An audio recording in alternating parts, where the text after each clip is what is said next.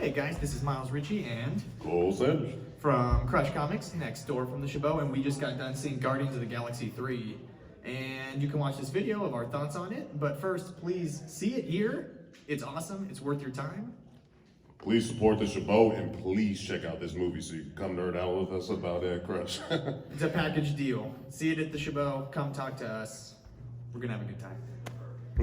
Cool. Woo! Live studio audience.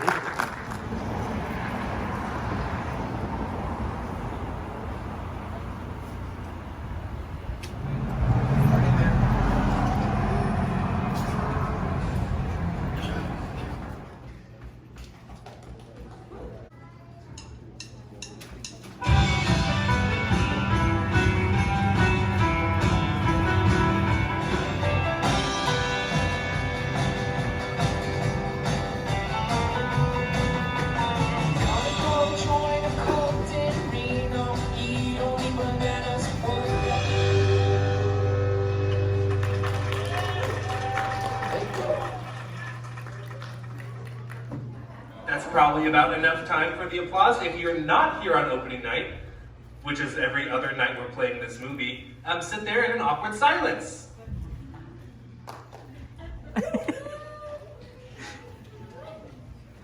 What an incredible communal experience we just shared together. Again, back to opening night. If you are here, I hope you went and saw the Guardians of the Galaxy art show in the room just between Crush Comics and the Chabot Theater. Crush has put together an incredible roster of local artists who have made Guardians of the Galaxy themed art. If you are not here on opening night and didn't get to see all that art, go maybe check Crush's Instagram or go into Crush and see if there's any more in there, and then just say hi and buy a comic. The folks at Crush are the best people in town. We love them. Also on opening night, if you, again, are here on opening night, they will be doing a debrief of this movie right after the show, Volume 3.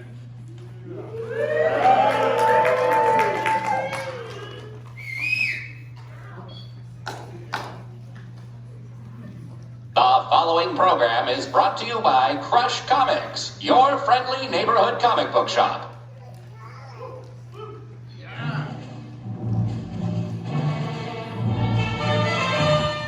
Above the clouds of Castro Valley flies the gallant Greylight on the search for a coveted new collectible.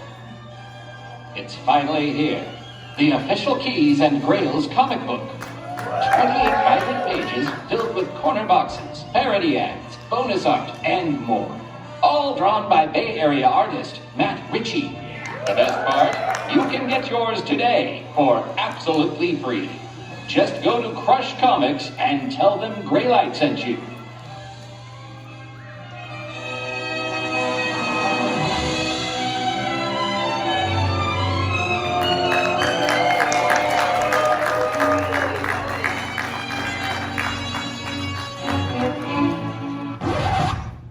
This movie better be good. I am Groot.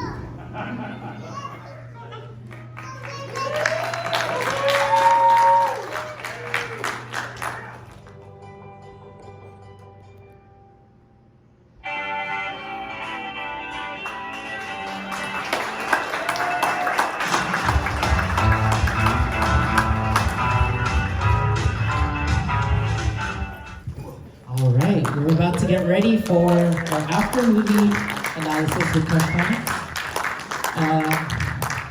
First of all, I want to thank Crush Comics for putting out a wonderful art show tonight.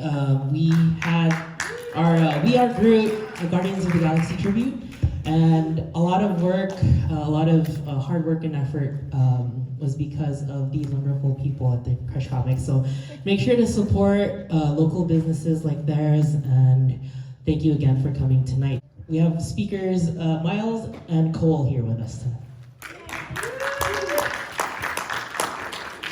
Our numbers are growing. This is the most people we've heard. Yeah, well, they Keep it probably coming. can't stand up like me. I almost didn't make it on the stage, y'all. I'm not gonna lie. I don't know about you, but that's a lot out of me. I know, I'm puffy and red. Jesus Christ. Where to start? Did you guys like that movie? Yeah! did everyone get a chance to check out the art show, or do they plan on doing that?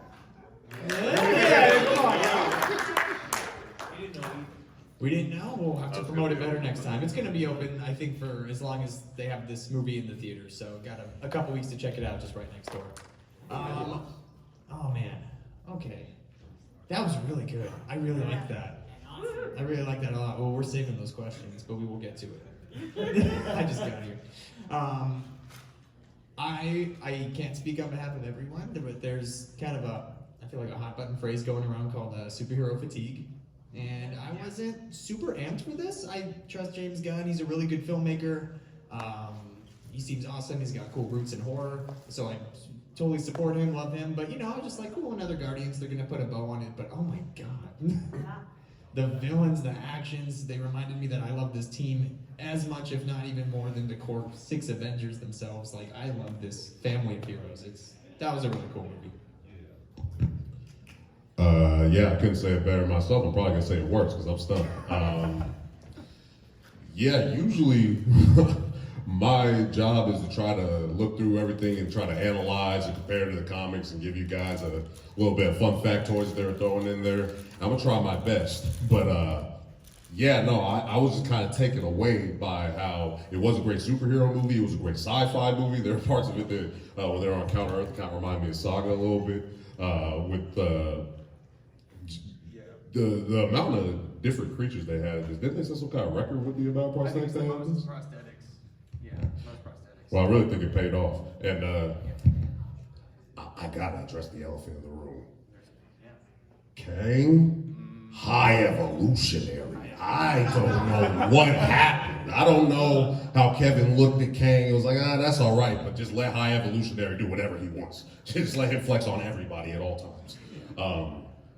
Goodness gracious. Yeah, oh, speaking of menaces, Adam Warlock. So, yeah, and when Adam Warlock was introduced in the comics, his original name was him. And when I came into this movie, I wanted to know, is he gonna earn the title of him? And then in 5 minutes, he was like, I'm him, them, everybody, bro. And he still got a job on his Guardians at the end too, which was great. Yeah, I'm gonna pass it back to you just so I can breathe for a second. I mean, what more could you ask for? The OG Guardians? Sylvester pulled up? Yeah, oh my God, they drove nowhere. They piloted a godhead. How fun were these action sequences? That hallway fight was goated. The hallway fight, absolutely. Nebula is indestructible, and it's so sick how they're exploiting that a little more now, and they're doing crazy body contortion action scenes. Were there any small children in this theater? This is by far the bloodiest Marvel movie I've ever seen. Rocket was ripping face off. People were just shot. They were just pulling space guns in this movie. Jesus, yeah, no, it was heavy. And I feel that they handled Rocket's story really well. Obviously, they were pulling our heartstrings the entire time. I don't know if I ever see James Gunn, if I'm gonna kiss him or cry or just like yell at him because I felt disrespected by some of it. I couldn't take it by the end. But something I thought was really interesting was mashing up his origin from the comics with taking the High Evolutionary, who's traditionally X-Men villain, even though he kind of gets around. He's kind of like Doom, where he'll fight take on all comers. But Rocket Raccoon in the comic book's origin is very similar. I believe there was a prison planet that was like they were supposed to be creating animal companions for these people. And people got out, war happened, and somehow he got a rocket and got up into space. But it's just I love when the MCU takes those opportunities to combine stories or find new ways to package these things that some people might be familiar with and just make something completely new out of it. It's incredible. We for years, since he got introduced in 2014 even, we've been saying Rocket Raccoon. And James is a genius because I did not realize how special it was that he took the name Rocket Raccoon. And that was like actually the mic drop moment in this movie. That is so cool. I never really thought that, he didn't embrace his comic name. Oh my God, guys, I don't know if you saw that little cartoon that I did in the beginning, but I drew Groot the way he first shows up in the comics, and he's just this big branching monster, and they turned him into that at the end, and that he's so cool. Just giant log head. Vin Diesel said something about Super Groot in the interview, and I laughed very hard. But he wasn't lying. Super Groot, Kaiju Groot. Kaiju Groot, right? Nathan Fillion, The Return. In a ham suit. Yeah. Yeah, no, we're gonna battle like idiots up here. It was great. Do we have questions? Do we have to talk about anything? This was, man. Yeah. This was. I really respect how much this was just able to stand alone, because they always, we gotta throw in a Harry Styles as a Star Fox. Sometimes we gotta give, children to Thor and keep it going. But like, this just was completely on its own. I was not really looking for references. They threw a little to like, the holiday special that they did and stuff like that. But this just was earned its praise completely on its own legs, and everyone got an arc. Yeah, Oh my everybody got God. something to do. Nobody got left behind. Nebula, Drax being told that instead of a destroyer, he was a father was insanely. God, James Gunn's good. Yeah, I think our sections went over there. There was a lot of crime. Yeah, no, There was a on lot both of sides. things going on. Sorry about that, DJ. I guess questions, because I was just really enjoyed that, and it's cool because I didn't love the last few, honestly. Ant-Man's and Thor's. I was just cashing out a little, but boy, that made me feel, and that's what I think these movies are supposed to do. Movies in general. And James Gunn gets that. All you skeptics, Superman's gonna be so cool now. It was almost disrespectful how hard he was flexing. Like, come check out my Superman movie. Check out my Superman. Had a warlock. I'm just playing with y'all. Come check out my Superman movie. Yeah. You guys, Yeah. questions? Down from. When you talked about the OG Guardians of the Galaxy, you probably meant the suits. I'm more interested in the actual ones, like the OG Ravagers team. Yeah, so we were talking. I think we saw two of them in the movie. There was Stakar Ogord, he was the one who came up in front of the ship, and the blue guy, that was Martin X. Martin X. Yep. And then in the Yami funeral, we then saw the big cool black dude in yellow, that was Charlie. So what's up? The question we got was, or this young fan noticed was the original Guardians of the Galaxy came back. We got something from Sylvester Stallone and Star Rock actually flying in space, and they gave him his little helmet for a second. That was sick. Martin X. Charlie came back. Oh, is Tyler still there? Is that Tyler? Tyler, you got Howard the Duck again. A third time, baby. And he was losing the cards, so.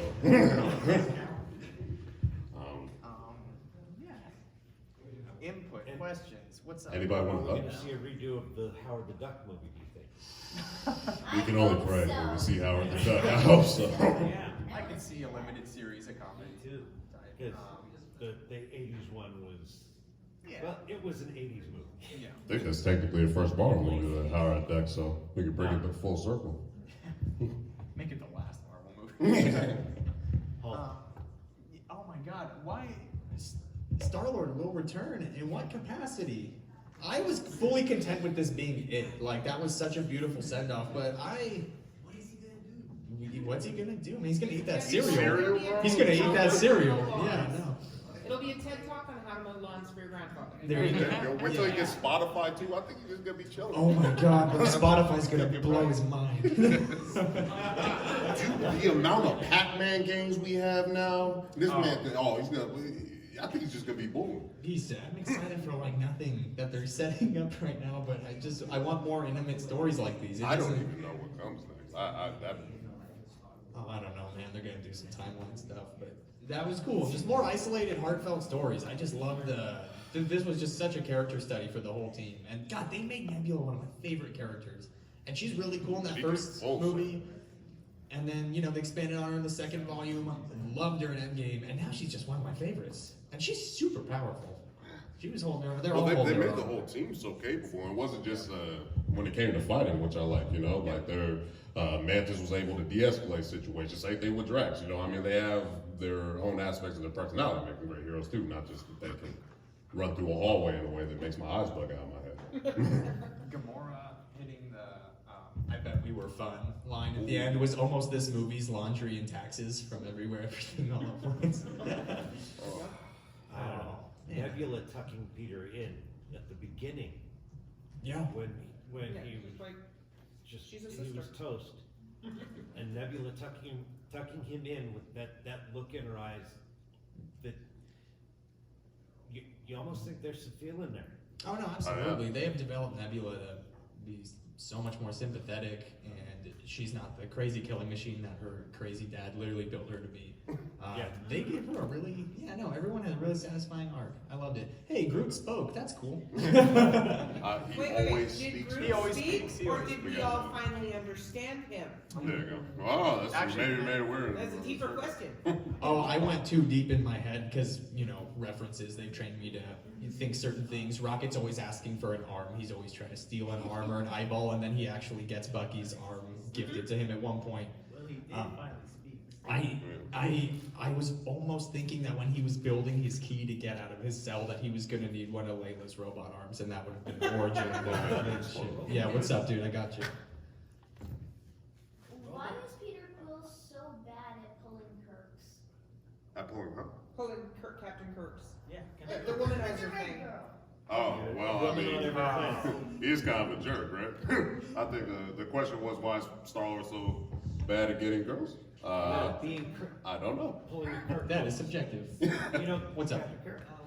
What do you think the powers are of that new addition to the Guardians of the Galaxy girl? I was trying to pinpoint if that was somebody. That felt like a blind spot to me. I Sometimes didn't know when what they were doing. sometimes when people have like a specific look, like one eye lit up purple, she had lines, that just makes me think they're referencing something, but she could just be And somewhere. her hands were glowing at the end. Yeah. Yeah, I mean, with Love and Thunder introducing Love, right? That was her name. Yeah. So it could be a new character. When her powers were activated, it kind of reminded me like a Captain Marvel thing. But that was a blind spot for me. I'm not sure. Oh my god, they did the kids. Got another one in the back there. Oh yeah. Was it Philo Bell? Say again. Philo Bell? Oh, 5 Oh, they did. Oh. Now I'm gonna Google. Oh, yeah. that'd be Google sick. pictures. Huh. I don't know. I mean, I guess they were setting up the whole Drax daughter thing, Moon Dragon. So I don't know. I love that Drax ended up just basically like an orphan father. I saw one more question back there. Yeah, you guys have, you noticed, there's been a theme with the last Marvel project. I wonder if you guys have a theory with like this afterlife stuff, like, with Rocket and Sky and like him being able to communicate with them. Do y'all have any theories about this afterlife theme that's been kind of going on? I don't know. See it in Moon Knight. Yeah, no, they are. I'm curious. The question was kind of about I'm not sure if the camera can hear. That's why I'm repeating. Whether or not the afterlife that they're setting up that we kind of see in Moon Knight now that we see represented here is set up some in the future. In the Marvel comics, I know that all the different deities kind of came together and decided to stay out of the pharoahs of man, but they still, warriors that subscribe to the Nordic gods still go to Valhalla, and people that still are Christians go to heaven in the afterlife. So I wonder if it'll be like that. Moon Knight will kind of make me think with them setting up the Field of Reeds that maybe it's kind of like that. Everybody's got their own place that they go depending on where they're set up. I wonder if they're trying to set up something greater. Right now, the Thor comics, Valhalla just broke open, so We're gonna who explore knows? the other side. We have a Mephisto showing up soon. Oh, that's So, true. Yeah. we're Well, if the undead do start popping off right there, we are going to explore the afterlife.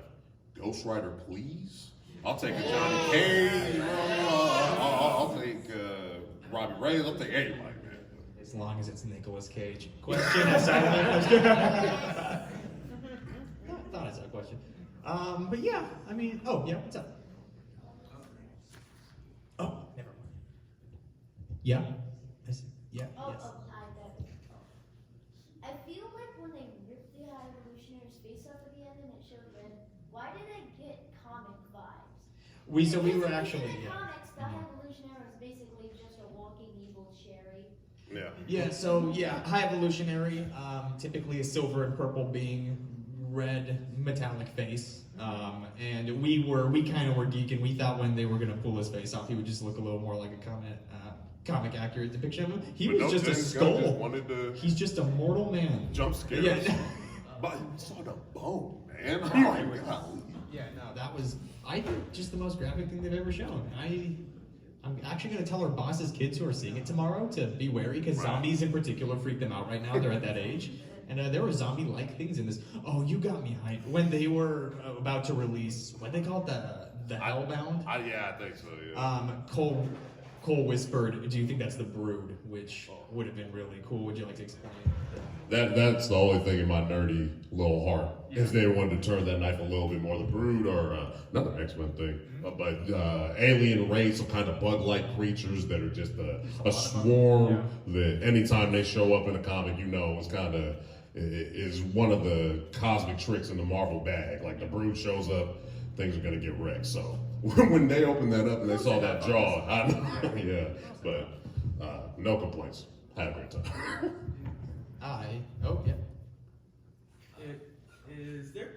Was those aliens or zombies or even a little bit creepy or just maybe from in outer space, and even the aliens from the outer space, and they're trying to attacking people.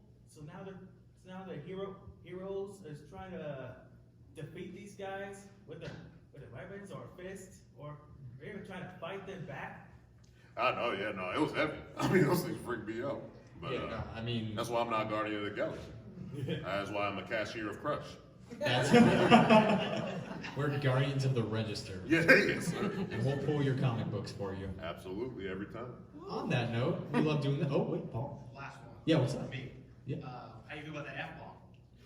About damn time. About damn time. He asked, what do we think about that first F-bomb?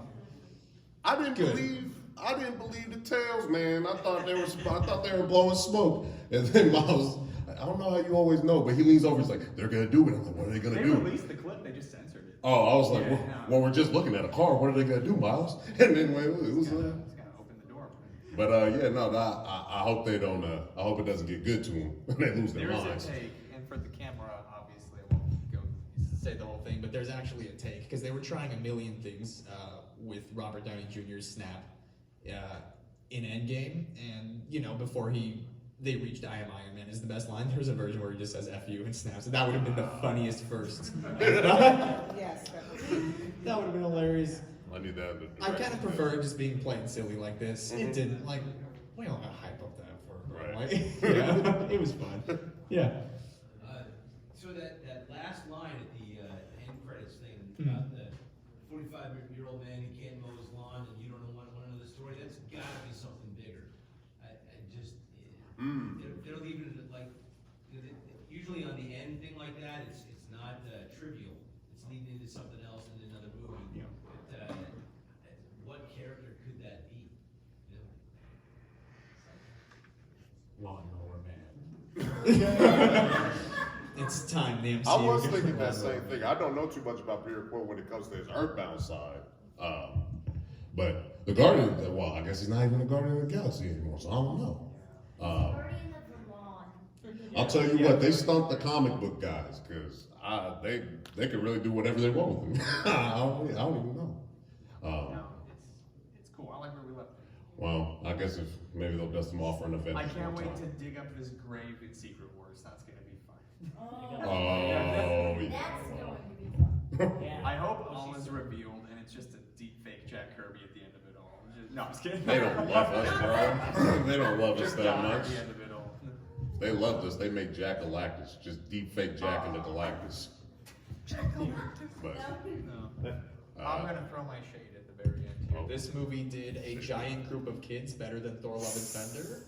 With the High Evolutionary ship design, it did Kirby better than Chloe Zhao did in the Eternals. And it did a villain way better than Ant-Man and the Wasp. So James Gunn, it's almost like he cherry-picked the criticisms we've had and just... Somebody pulled a prank on Kevin Feige. This was supposed to be Kang. I'm telling y'all. I don't know what happened, but some got lost in translation. We were told what Kang did off screen. I saw what the High Evolutionary did to a lot of people. That is why this worked. On that kind of grim note? No, why not? What's up? Who do you think those two old people were at the end of the credits? Oh, so you asked that. You said who's taking a picture of us. In Guardians of the Galaxy 2, when Ego starts to terraform and his big tendril veins are taking over Earth, there's just an old couple that stops to take a photo. That's just them. It just showed them again. It's false or something. James Gunn's. Maybe it was That's all James it is. Gunn's folks, yeah, like a cameo, because Yeah. he did. Yeah, he said his dad had passed away in the credits. So yeah, maybe he just threw that in there as just a little love letter. But yeah, I had to dig for a second, but it's Guardians too. And now, that's it. Support your local movie theaters. This was awesome. I want to see it again. Yes, thank you very much to Chabot for putting up with the two knuckleheads that are talking to you right now, for collaborating with us on the art show. This is our second one, and I'm very proud of this guy. He's a full-blown art curator now, and yes, we're very appreciative of this place. Thank you guys very much. Thank you guys. Thanks for hanging out with us. Oh my God, we're bad at our jobs. Hey, come get some free comic books. Saturday, 11 to 6:30. It's free comic book day. 2 per person. Bring a friend. Bring a dad. Bring a grandpa. I have to give out my paycheck to my dad now. Yeah. Free comic book day this Saturday. We are open from 11 to 7 or 6:30? 6:30. 6:30. We're handing them out. Everyone gets like 3 or something. It's gonna be rad. All right, bye everyone. Yeah. May the 4th be with you. Yeah, we did a different sci-fi movie.